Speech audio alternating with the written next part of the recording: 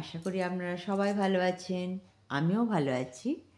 এই প্রচণ্ড পরিশ্রম করে কে না ভালো থাকে বলুন? প্রচণ্ড ভালো ঘুম হয়েছিল আর খুব ভালো সব কিছু সারা দিনটাই পেরোচ্ছে। কিন্তু একদমই না, তা একদমই হয়নি। অত্যন্ত বেশি পরিশ্রম করে ফেলেছিলাম একদিনে, তাই ঘুমটা ভালো এলো না। আর এত পরিশ্রম করা অভ্যাস তো নেই, কিন্তু আমার মাথার ভেতরে একটা ভূত আছে। সেই ভূতটা যেদিন যেদিন আমায় ট্রিগার দেয় সেদিন সেদিন আমি প্রচণ্ড পরিশ্রম করি। আর এই পরিশ্রমটা প্রতিদিন করা আমার পক্ষে সম্ভব নয়। এতগুলো জিনিসকে একদিনে মানে খুব সুন্দরভাবে গুছিয়ে রাখাটা বিরাট বড় চাপের। করতে গিয়ে বুঝতে পারলাম, মানে আমি নেমে পড়েছি ময়দানে, তো আমি তো ময়দান থেকে উঠেও যেতে পারছি না, আবার যেরকম ছিলাম সেরকম গিয়ে লেপের ভেতর শুয়েও পড়তে পারছি না। মানে আমি নিজেই কাজটা স্টার্ট করতে গেলাম, যে ভাবলাম ওপরের ঘরটা অনেক দিন ধরে সব এদিক সেদিক হয়ে গেছে, তো ভাবলাম যে একটু ঠিক করি। তো সেই ঠিকঠাক করতে গিয়ে এই বিপদে আমি পড়লাম। এত প্রচণ্ড আমার পরিশ্রম হয়ে গেল, মানে আজ পর্যন্ত আমি যখন ভয়েসটা দিচ্ছি তখন আমার একবারে হাতের এইগুলো ওপরগুলো প্রচণ্ড ব্যথা তখনও। কিন্তু যখন কাজটা করেছি তখন কিন্তু এক মনে করে গেছি, কোনো দিকে তাকাইনি, কোনো কিছু ভাবিনি যে পরে কি হবে না হবে, তাহলে করতে পারতাম না। আর এই খাটটা দেখছেন এত ভারী, আমি ভাবলাম বোধহয় যে পেরে যাব, কিন্তু ও বাবা, সব জিনিস সরিয়ে ফেলার পর আমি খাট টানতে গিয়ে তো মানে বিশাল বিপদে পড়ে যাচ্ছি, খাট নড়াতেই পারছি না। মানে তখন মনে হচ্ছে যে কেন একটু বেশি করে খাবার খাই না।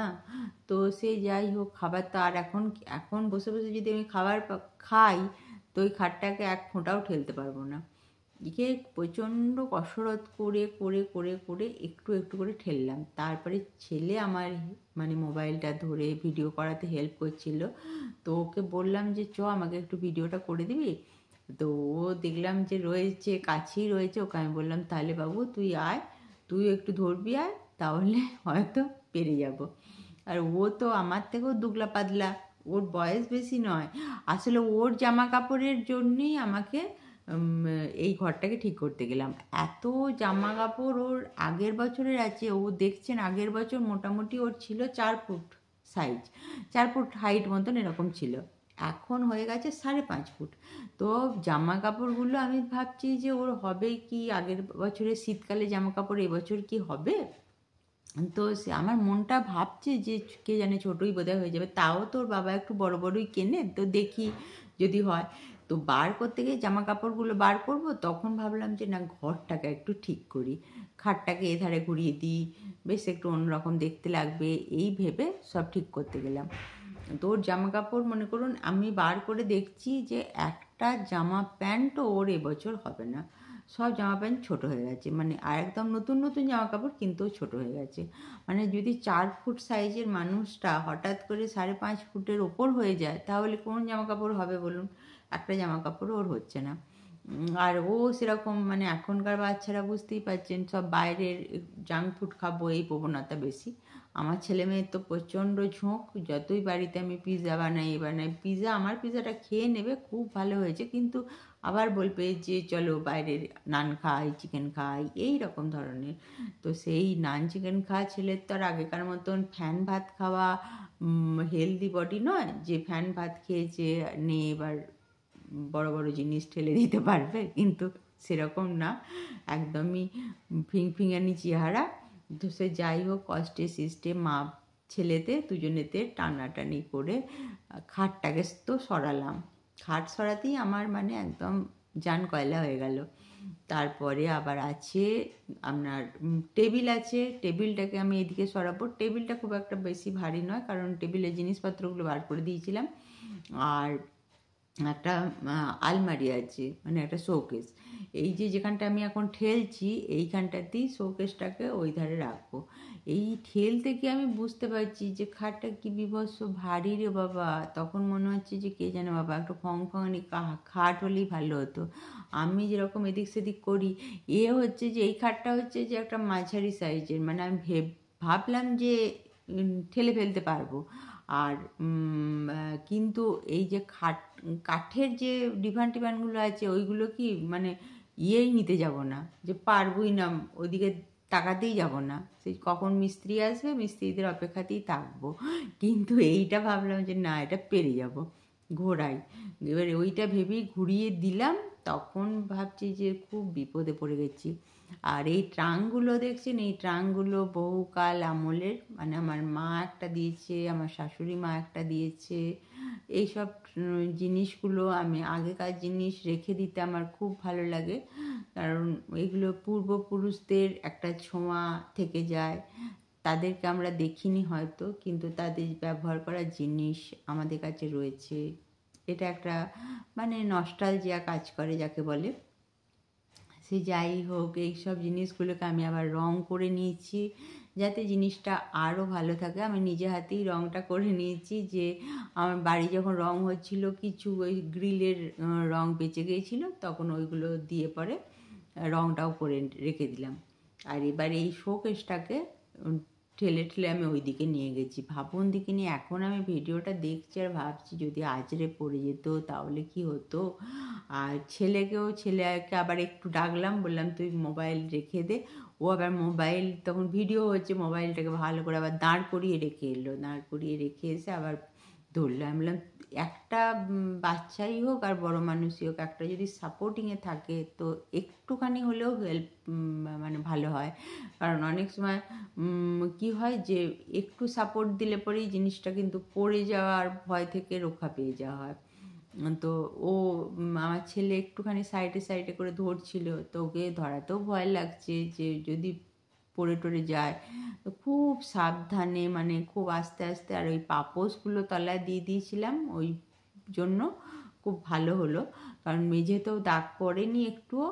আর পাপোশগুলোর জন্য ওই ধারে মানে ঠেলে ঠেলে ঠেলে ঠেলে খুব আস্তে আস্তে, মানে আমি ভিডিওটা দিচ্ছি হয়তো 10 মিনিট পর, জোর 15 মিনিটের মধ্যেই ভিডিওটা শেষ হয়ে যাবে, কিন্তু কাজটা হয়েছে মোটামুটি আপনার 3-3.5 ঘন্টা কাজ হয়েছে। 3-3.5 ঘন্টা ধরে আমি কাজটা করে তবে কমপ্লিট হয়েছে। পুরো আলমারি সরিয়ে নিয়ে যাওয়া এটা তো দেখানো সম্ভব না, তো এটা অনেকটা কেটে দিয়েছি। কিন্তু ওই যতটা মানে মেন জায়গাগুলো কিভাবে আমি সরালাম। তো আমাদের এরকম মহিলাদের অনেককেই এরকম একা ঘরে থেকে কাজ করতে হয়, এটা আমি করছি বললে কোনো নতুন কাজ নয়। কিন্তু ওই নিচে যদি একটা বস্তা বা পাপোশ কিছু দিয়ে দেওয়া যায়, আর কোনো একটা মানুষের, বাচ্চারই হোক আর বড় মানুষই হোক, সাপোর্ট পেলে তো খুব ভালো হবেই একটু কাজটা। এইটা দেখুন না, আমি মানে বড় জোর মানে 5-6 হাত আমি আলমারিটাকে মানে ঠেলে নিয়ে এলাম। এইখানটা নিয়ে আসতেই মানে খুব অনেক কায়দা করে, আবার মনে করুন আমি জিনিসগুলো একটাও বার করিনি, আলমারির জিনিস যেমনকার তেমনই ভেতরে থাকলো।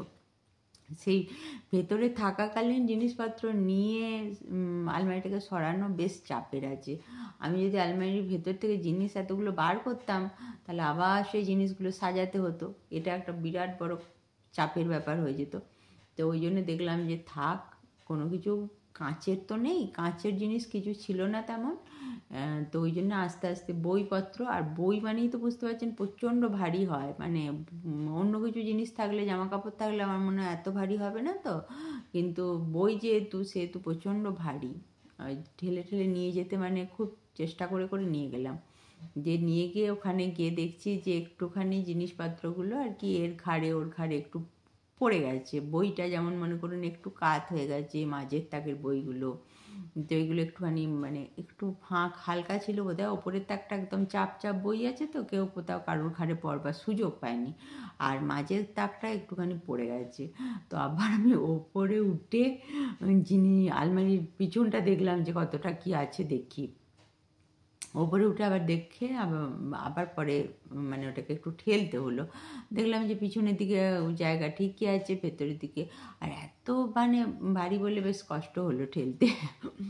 আর এই ছোটোবেলায় মানে আমার ছেলে যখন ছোট ছিল তখন আমি যে বাড়িটাতে থাকতাম সেই বাড়িটাতেও মানে এত লম্বা বাড়ির ভেতরে ছিল না, আমি এরকমভাবে জিনিসপত্র এদিক সেদিক করেও আমি কোনো দিন বাক করে উঠতে পারিনি। আমার এই বাড়িটার ক্ষেত্রেও তাই হয়েছে। প্রতিদিনই আমি কিছু না কিছু জিনিস এদিক থেকে ওদিক করতে যাই, ঘোরাঘুরি করি, যে ভালোভাবে থাকার জন্য। আর এই যে ছবিটা দেখালাম আমি, এটা রয়েছে, কিন্তু আমার ছেলে এসে পরে আবার ওই যেগুলো পড়ে গিয়েছিল, বইপত্রগুলো উল্টে গিয়েছিল, ওগুলোকে আবার ঠিক করে দিল। ওখান থেকে আবার একটা ও ইসি দেখতে পেয়েছে। আবার এইটা দেখুন, এইটা হচ্ছে ওর ছোটোবেলাকার একটা ছবি, মানে ছবি বলতে ওর অন্নপ্রাশনের সিডিটা। তখন দেখুন কতটা গাবুস গুবুস ছিল, আর এখন যত দুগলা পাতলা হয়েছে। আর এই যে এবার আমি করতে আরম্ভ করলাম, মুছতে আরম্ভ করলাম, মুছে দিই, দেখলাম খাটের তলাটা একটুখানি যখন সব ফাঁক পেয়েছি, ভালো করে মুছে আবার জিনিসপত্রগুলো রাখবো। তো এই হলো আমার, মানে খুব পরিশ্রম হয়ে গেছে। আমি সেই দেখছি, এটা আমি কাজটা করেছি এখন মোটামুটি 11 মিনিট, কিন্তু কাজটা করেছি তো আমি ভিডিওটা তো যথেষ্ট বড় হয়ে গেছে। আমি অনেকটা কেটেছি, কেটে মানে অনেক কেটে ছোট করলাম, কিন্তু তবুও এখন আমি ভয়েস দিতে গিয়ে দেখছি বিশাল বড় হয়ে গেছে। তো যাই হোক, লোকে জানেন তো, এই একটা ব্যাপার আমি একটু এই সময় বলি, যে লোকে ভাবে ভিডিও করছে না ভিডিও করছে, ভিডিও করাটা এমন কিছু টাফ ব্যাপার নয়, কিন্তু সত্যি এই কাজ করতে করতে ভিডিও করা, ক্লিপিংগুলো নেওয়া, এবং ভিডিওতে প্রচুর বড় বড় ক্লিপিং থেকে যায়। যারা কাজ করে ডেলি ব্লগ যারা বানায়, তারা তো বুঝতেই পাচ্ছেন যে তাদের মোবাইলে কতটা মানে ভর্তি হয়ে যায় জায়গা। তবুও মনে করুন ভিডিও করা, তারপরে সেখান থেকে আমরা কিছু কিছু পার্ট দেখাই। সব তো আর মানুষ ডেলি ব্লগ করছে মানে তো সম্পূর্ণ সব দেখাচ্ছে ভিডিও করে, তা তো নয়। ভিডিও যারা করে এবং যারা পুরো ভিডিও দেখে, তারা বুঝতে পারবেন যে আমরা কিছু কিছু পার্টই দেখাই। এই যে ঘরটা আমার এরকমভাবে ঠিক হয়ে গেল, এটা তো কোনো মানে ভিডিও দেখে আপনারা ভাববেন যে ওই আলাদিনের আশ্চর্য প্রদীপ হয় না, ওর মতন মানে কাজটা ফটাফট হয়ে গেল। কি করে হলো? আলাদিনের আশ্চর্য প্রদীপ তো আমার কাছে নেই। আমার কাছে যেটা আছে সেটা হচ্ছে আমার নিজস্ব শক্তি, মানসিক জোর।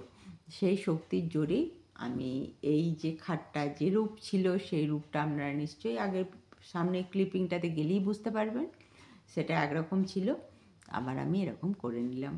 তো এরপর ছেলের সঙ্গে একটু কথা বললাম। ছেলে বললো যে মা তুমি লাস্টে কিছু বলে দেবে? তো আমি বললাম হ্যাঁ, লাস্টে একটুখানি কথা বলবো। তো আমি বললাম ঠিক আছে, এবার তুই এটা বন্ধ কর, আমি একটু কথা বললে ভিডিওটা শেষ করি। তো এরকম অবস্থাতেই সারা খুব কাজ হলো। তো এতক্ষণ আমাদের কাজকর্ম দেখলেন, হঠাৎ মাথায় ভূত চাপলো যে সব জিনিসপত্রগুলো সরিয়ে ফেলি, খাটকে অন্যদিকে করে দিই, এটাকে এদিকে করে দিই। অনেকদিন দেখছি এটা ভালো লাগছে না, পছন্দ হচ্ছে না। তো আর একটা প্ল্যান আছে, এখানটা কিছু অন্য কিছু করবার, সেটা যদি করতে পারি তো দেখতে পাবেন। আর আর হচ্ছে যে এই প্রচণ্ড ভারী ভারী জিনিস ছিল, এগুলো সরাতে একটু কষ্ট হলো। তো আজকে কেউ নেই, তাও আমি করে ফেললাম। আজকে মনে হলো যে করি, অনেকদিন ধরে ভাবছি করবো, তো আজকে ভাবলাম করে নিই, তো করে ফেললাম। তো এটাই হচ্ছে ব্যাপার, যদি উদ্যোগ নিয়ে নেমে পড়েন তো হয়ে যাবে। নিশ্চিন্তে নেমে পড়ুন কোনো কাজে, তো দেখবেন ঠিক আস্তে আস্তে ঠাকুর সাথ দিয়ে দিচ্ছে। আর আমার ছেলে অবশ্যই আমার সঙ্গে ছিল, ও অনেকটা মনের জোর দিল, অনেকটা ওর পক্ষে যতটা সম্ভব ও সাপোর্ট দিয়ে একটু ঠেলে দিল, তো তাড়াতাড়ি হয়ে গেল ব্যাপারটা। তো ঠিক আছে, আমি ভিডিওটা এখানে শেষ করছি। প্রচণ্ড পরিশ্রম হয়ে গেল, তো এবার আমার ছেলের সঙ্গে সময় কাটানো, তো আমি এবার রাখছি। তো ততক্ষণ আপনারা ভালো থাকবেন, সুস্থ থাকবেন,